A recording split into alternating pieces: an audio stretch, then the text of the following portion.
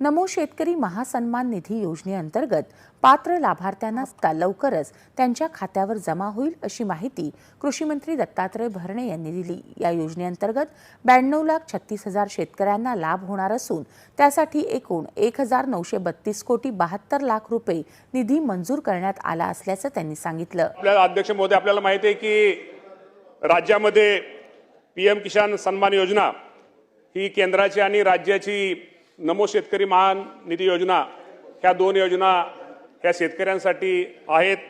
आणि त्याप्रमाणे आज आपण जर विचार केला तर केंद्राकडून साधारणतः माझ्या शेतकऱ्यांसाठी आतापर्यंत 21 हे शेतकऱ्यांना हप्ते दिले गेलेत। त्याची एकूण सगळी जर रक्कम जर विचार केला तर साधारणतः 39,309 कोटी एवढी रक्कम ही केंद्र सरकारने माझ्या महाराष्ट्रातील शेतकऱ्यांसाठी त्यांनी ती दिलेली आहे। आणि महाराष्ट्राचा जर आपल्या राज्याचा जर विचार साधारणतः एक हप्ता साधारणतः 1,814 कोटी रुपये।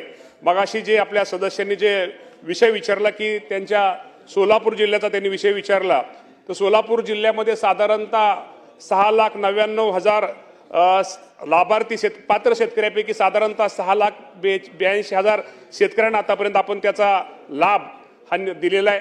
त्यामुळे त्यांचा जो प्रश्न आहे की ही जी योजना आहे केंद्र सरकारची, ह्या केंद्र सरकारच्या योजना ही साधारणतः त्याचा कट ऑफ डेट ही पूर्वी ज्यावेळेस केंद्राने योजना जी आपण केंद्राने ते राज्याने त्याप्रमाणे राबवली साधारणतः 1 फेब्रुवारी 2019 की त्याच्या अगोदर असणाऱ्या शेतकऱ्यांसाठी 1 फेब्रुवारी 2019 नंतर जर कुणी नवीन शेती घेतली तर तो लाभार्थी तो शेतकरी यामध्ये पात्र ठरत नाही।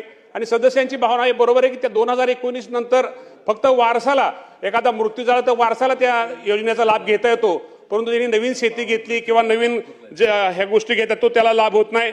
त्या बाबतीमध्ये आम्ही निश्चित प्रकारे केंद्र सरकारकडे प्रस्ताव दाखल केलेला आहे। आम्ही वारंवार त्यांनी विनंती पत्र दिलेली आहेत। मी स्वतः कृषी मंत्री झाल्यानंतर माझ्या अगोदर मला वाटतं कोकाटे साहेब असतील किंवा हे असतील, आम्ही दोघांनी मी सुद्धा पत्र साधारणतः जानेवारी महिन्यामध्ये पत्र हे केंद्र सरकार दिले। कारण आता हे निकषामध्ये आता बदल करणं गरजेचं आहे।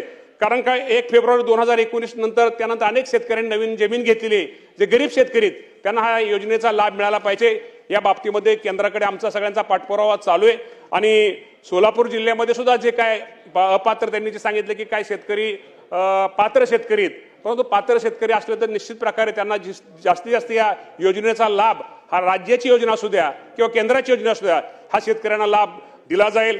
जर आपण राज्याचा जर विचार केला तर साधारणतः राज्याने सुद्धा 7 आतापर्यंत शेतकऱ्यांना हप्ते दिलेले आहेत। साधारणतः 13,000 कोटी रुपये हे राज्य सरकारच्या माध्यमातून दिलेले आहेत। केंद्र सरकारच्या माध्यमातून 39,000 कोटी रुपये हे माझ्या शेतकरी बांधवांना दिलेत। त्यामुळे हे सरकार हे निश्चित प्रकारे शेतकऱ्यांवरती हे करणार आहे। त्यामुळे निश्चित प्रकारे सदस्यांच्या ज्या भावना आहेत, त्यांचे जे काही प्रश्न आहेत, त्यांच्या जे त्या बाबतीमध्ये निश्चित प्रकारे नोंद घेऊन त्यांच्यासमोर त्यांची एकत्र बैठक घेऊन या बाबतीमध्ये निश्चित प्रकारे निर्णय। आणि या निमित्तानं मला एक आपल्या सगळ्यांना सांगायला हरकत नाही की या राज्याचा कृषी मंत्री म्हणून आपल्या सर्वांना माहिती आहे की नमो शेतकरी महासन्मान निधी योजनेअंतर्गत लाभार्थ्यांना हप्ता हा कालच त्याचा GR निघालेला आहे। साधारणतः या राज्यामधल्या 92,36,000 शेतकऱ्यांना याचा उद्या त्यांना तो साधारणतः मंगळवारी किंवा मंगळवारी शक्यतो तो कार्यक्रम या राज्याचे मुख्यमंत्री देवेंद्र फडणवीस साहेब असतील यांच्या उपस्थितीमध्ये हा कार्यक्रम आपण ऑनलाईन त्यांच्या अकाउंटमध्ये ते पैसे जमा हे निश्चित प्रकारे करतोय। साधारणतः 1,932 कोटी आणि 32 कोटी 72 लाख रुपयेचा निधी वितरण मंगळवारी किंवा बुधवारी होणार। त्याचा निश्चित प्रकारे माझ्या शेतकऱ्यांना हा एक थोड्या का प्रमाणामध्ये लाभ हा निश्चित प्रकारे होणार आहे। शेतकऱ्याची मदत थांबलेली नाही, त्यामुळे शेतकऱ्याला मदत ही निश्चित प्रकारे राज्य सरकारच्या माध्यमातून आम्ही दिलेली आहे। आणि एवढंच काय की मला सकाळी कुणी तर मला तुमच्या अनेक चॅनलने विचारलं की त्या शेतकऱ्याच्या कर्जमाफीच्या बाबतीमध्ये सुद्धा मला विचारलं। कर्जमाफीच्या बाबतीमध्ये आपल्या सगळ्यांना माहिती आहे की परदेशी साहेबांच्या ह्याच्याखाली एक कमिटी ही राज्य सरकारने नेमलेली आहे। आणि या बाबतीमध्ये बच्चू कडू असतील, शेट्टी साहेब असतील, आमचे डॉक्टर म्हणजे शेतकरी संघटनेचे सगळेच नेते, शेतकरी सगळ्या नेत्यांना विश्वासात घेऊन त्यांची एकत्र बैठक करून मुख्यमंत्री दोन्ही उपमुख्यमंत्र्यांनी त्यांची चर्चा करून एप्रिलमध्ये त्यांचा अहवाल पहिल्या आठवड्यात येऊन साधारणतः माझ्या शेतकऱ्यांना 30 जून पूर्वी ही कर्जमाफी दिली जाईल यासाठी राज्य सरकार कटिबद्ध आहे. तर तुम्ही केंद्रीय मंत्र्यांनी असं बोलल्यानंतर तुम्ही अर्थात तुम्ही सांगताय की एक आठवडा 2 आठवडे झाले त्यांना हा प्रस्ताव पाठवू, तुम्ही फोनवरून त्यांच्याशी संपर्क तरी साधलं का? तुम्हाला पोहोचलेला आहे सर त्याच्याकडे लक्ष म्हणजे ऐका ना हा विषय एक मिनिट ऐका ना, हा विषय नुसत्या कृषी विभागाचा नाहीये, हा विषय अनेक डिपार्टमेंटचा आहे. आणि ऐका ना, हा प्रस्ताव जे पाठवतो ते मदत पुनर्वसन विभाग हा प्रस्ताव पाठवत असतं. त्या बाबतीमध्ये आमचा जो विषय आपल्या कृषी विभागाचा विषय कुठला येतो, जे नुकसान झाले साधारणतः 1,03,00,000 हेक्टर हे आपल्या शेतकऱ्यांचं नुकसान झालेलं आहे. साधारणतः 1,31,00,000 शेतकरी, 1,31,00,000 शेतकरी आणि एकूण पिकाचं नुकसान झालेलं आहे 1,03,00,000 हेक्टर असं नुकसान झालेलं आहे. असा आपण प्रस्ताव हा आपण मदत पुनर्वसनला पाठवतो कृषी विभागाच्या माध्यमातून, आणि मदत पुनर्वसन सगळ्या डिपार्टमेंटचे एकत्र करून हे मुख्यमंत्र्यांच्या माध्यमातून केंद्र सरकार पाठवतो. तो प्रस्ताव आपण मागच्या आठवड्यामध्ये केंद्र सरकारला तो माननीय मुख्यमंत्री महोदयांच्या सहीने पाठवलेला आहे. आणि मी तुम्हाला एवढं सांगतो, मी कृषी विभागाच्या बाबतीत जर आपण बोलायचं झालं, ह्या प्रस्ताव जो काय होईल, पैसे किती येतील त्यापेक्षा त्याची वाट न बघता, केंद्राचे पैशाची वाट न बघता केंद्राचे पैसे आपल्याला मिळतील ह्या अपेक्षेवरती जे पॅकेज राज्य सरकारने जाहीर केलेले ती रक्कम शेतकऱ्यांच्या खात्यावरती आपण जमा करतोय. साधारणतः 28 GR आपण काढलेले आहेत. साधारणतः 19,801 कोटी रुपये आतापर्यंत आपण शासनाचे GR निघालेले आहेत. त्यामुळे अजूनही जी राहिलेली जी शासनाने मुख्यमंत्री साहेबांनी दोन्ही जे आश्वासित केलेले त्या बाबतीमध्ये राहिलेली रक्कम सुद्धा येणाऱ्या थोड्याच दिवसामध्ये ती सुद्धा रक्कम सगळी शेतकऱ्यांना दिली जाईल.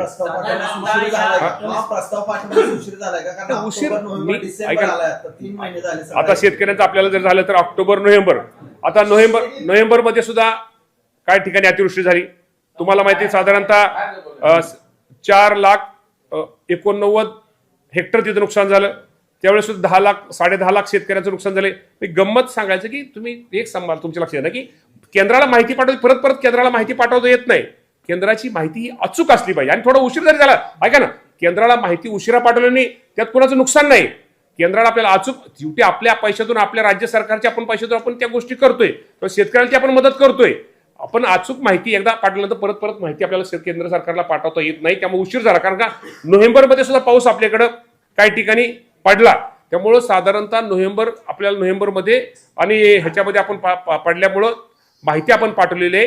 साधारणतः 1,03,00,000 हेक्टर आणि 1,31,00,000 शेतकरी ही आपण माहिती केलेली आहे. आणि ते पैसे केंद्र सरकार प्रस्ताव, केंद्र सरकारचे पैसे आपल्याला मिळतील ह्या अपेक्षेवरती, केंद्र सरकारचे पैसे मिळाले असे आपल्याकडे आज आपण अपेक्षा धरली की आपण त्यांनी जाहीरच केलेली आहे केंद्राने, ते पैसे मिळतील या अपेक्षेवरती आपण शेतकऱ्यांना खाली वाटप केलेलं आहे.